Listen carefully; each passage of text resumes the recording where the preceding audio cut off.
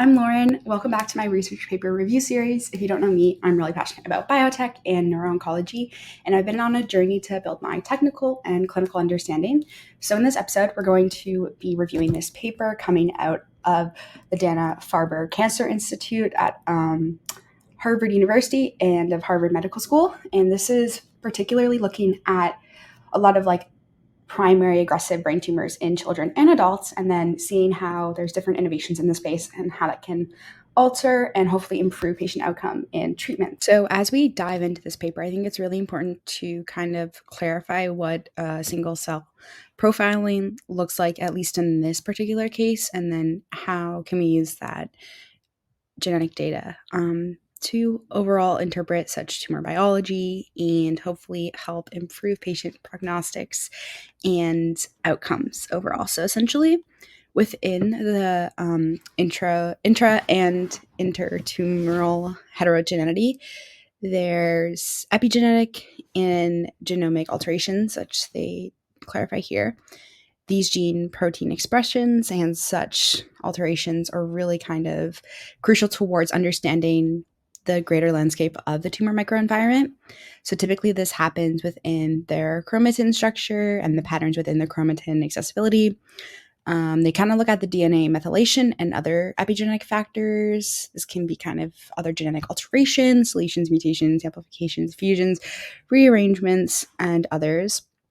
And I think it's really important too because from a single cell profiling method, you can really kind of break down the whole multi-omics side and characterize different cells at the multicellular level. This image here was not loading for me, but I think having the chromatin accessibility really offers a greater landscape into understanding such gene expressions within these revealing regions. So that if you can get a greater landscape of the gene expressions within a certain part of the tumor, you can kind of tailor towards your overall treatment and overall prognostic of the patient. So particularly in this one, in the single cell assay, they were looking in the accessible chromatin sequencing, and this is present due to a hyperactive derivative of the prokaryotic. So having this genetic variation at the single cell level is really characterized by having single cell whole genome sequencing methods, which they talk about right here. And using this, they can see the intratumoral heterogeneity via the copy number alterations, which is CNA, and this can enable phylogenetic analysis to study such tumor evolution.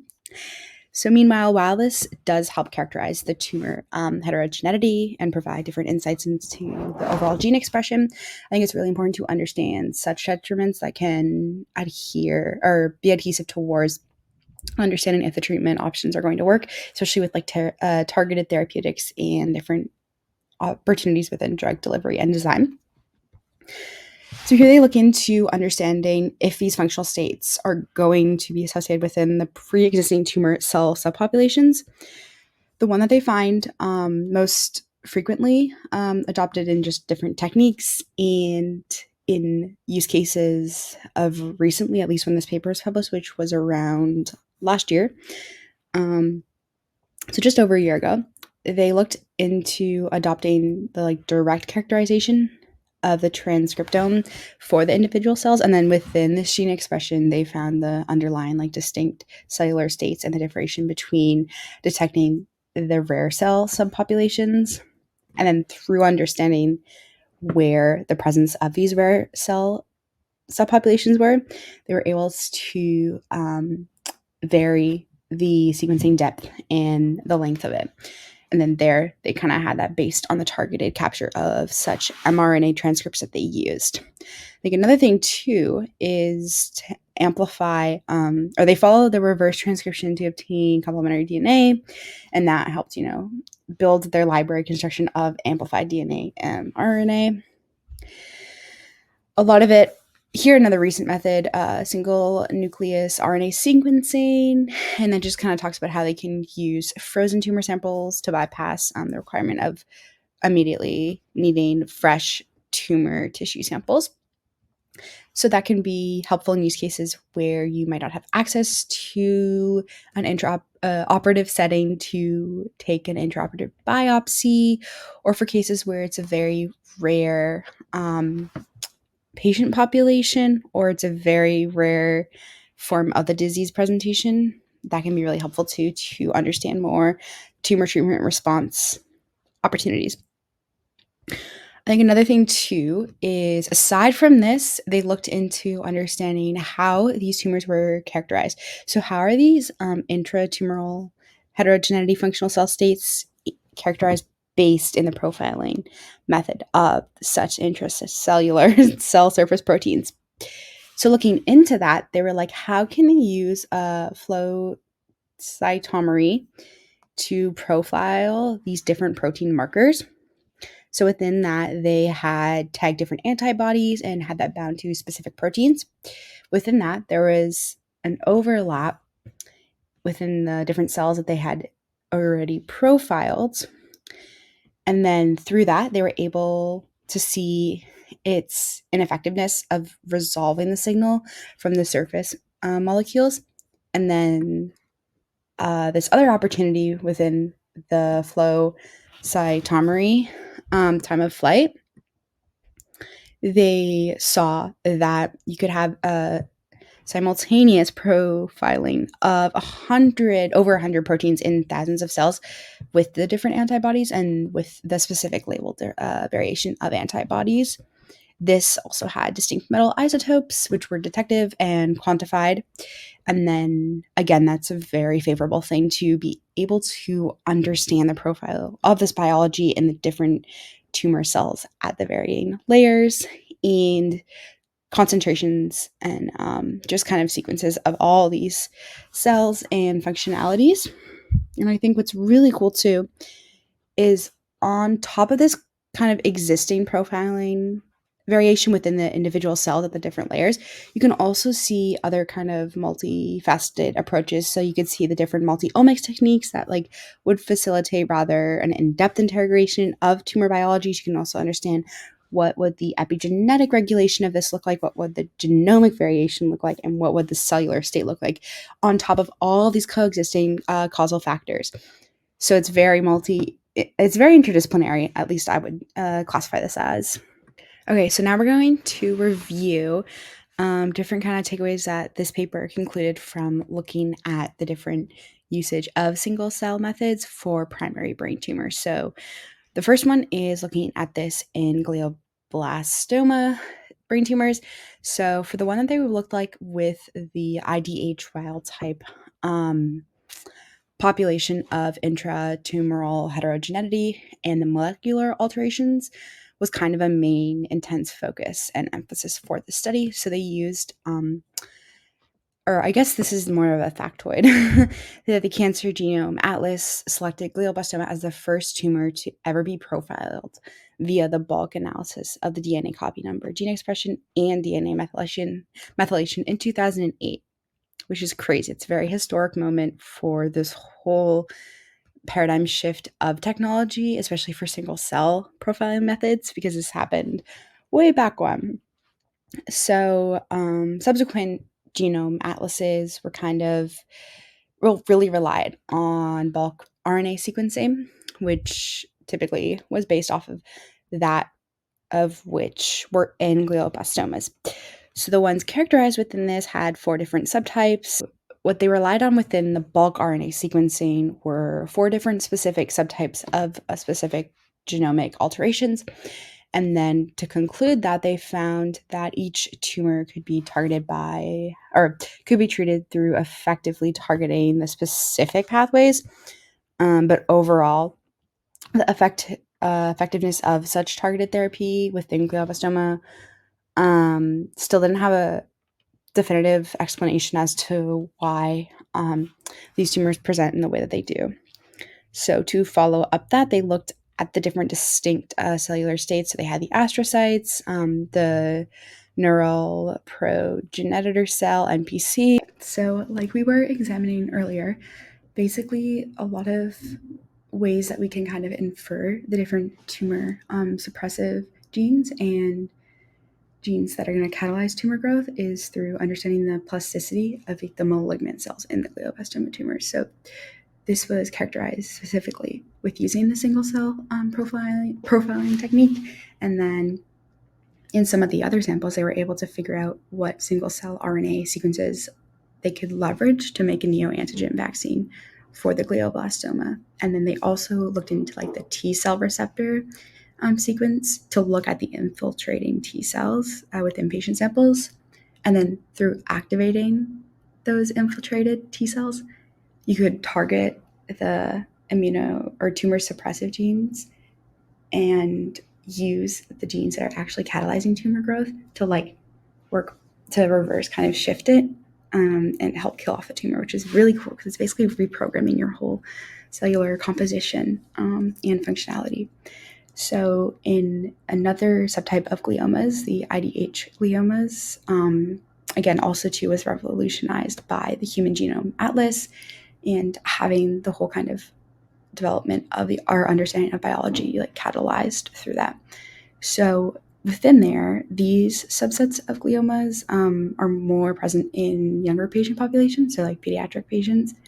And according to the World Health Organization, a lot of the central nervous system tumors are comprised of astrocytomas, ADH mutant, which are grade 2 to 4. And then there's also higher grade ones. And then within the presence of these, they have specific like molecular characterizations that allude to different chromatin like arrangements and presentations. And then looking into that through using single cell profiling techniques, it's really kind of catalyzed again the whole advancement of the study through how we view this disease and understand the functionality of how these tumors are presenting in a cancer neuroscience perspective, and not just in when these tumors are present, but understanding the whole signaling processes of these functionalities is like so cool because, like I said earlier, you could totally reprogram it, and that's subjective depending on like what area you're trying to fix or what area is affected most by the metastases. But again, it's all kind of things that are subjective to a specific like case by case, although this is a very good kind of overview of understanding how we could understand the specificity that we need for cases.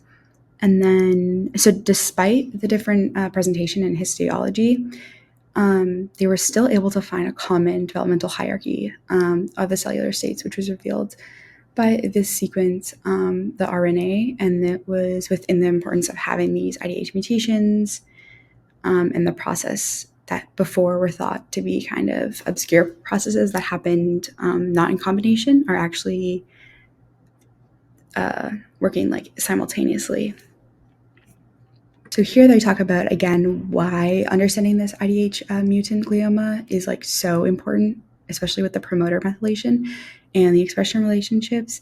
You can understand what like preferential enhancer hypermethylation and understanding the disruption within the kind of cell signaling pathways. Also, too, within that, they found this axis of epigenomic heterogeneity, which is really cool because that basically means that this process is happening way before a tumor is even present.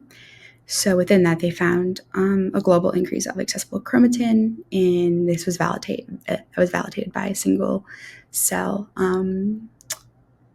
which was engineered in most glioma cells. And then here again, it's just reiterating the fact that single cell profiling is super, super crucial towards unlocking the mystery behind tumor microenvironment and intra and intertumoral heterogeneity.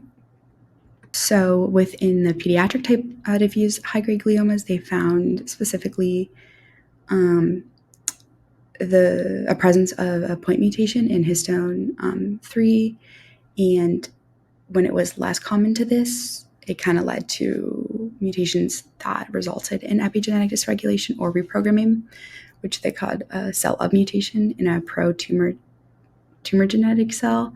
And then within the remaining group of H3 wild-type patients, it had a more heterogeneous state, and then was more subject to further ongoing genetic driver factors in dysregulation. And then within the DHG glioma, they were able to, well, this one specifically is in a neuroanatomically different part of the brain. It's extensively, like it says, in the cerebral hemispheres in young adolescents and children, or in adults. And within that, the more specific kind of part that I guess they're looking into is understanding how the cellular background can be connected to like a glial cell like identity within the genomic modeling. So through here, they understood the tumor bulk transcriptomes and then seeing how that functions in or differs in a human, and then also to looking into the different interneuron signature and intrinsic like properties. Again, they also had that cell mutation, and then understanding how for this, it was more of a specific, it wasn't necessarily presented through reprogramming. It was looking at a specific mutation, and then that reinforced the whole reiteration of going into like the interneuronal like state. And then with this, it had some absent cellular compositions, but again, it was very finding the identification of this prominent interneuron compartment really alluded to like figuring out a wider variety of questions, so understanding like what is this like heterogeneity mean for this specific tumor, what does it mean for reoccurrence, what does it mean for if this patient will ever be able to get into remission, what would the MRD, so like minimal residual disease, look like if we were going to use an intraoperative approach, which typically you can't really use for these tumors because of their location. But again, this whole like cellular kind of composition really gives a huge landscape into understanding how to proceed forward. And again, it says if they represent like the full developmental spectrum of interneural lineage, it could reflect a cellular hierarchy that could amendable to the concept of differentiation therapy. And then that looks at the interactions within tumor microenvironments with the neuron like glial cell identity.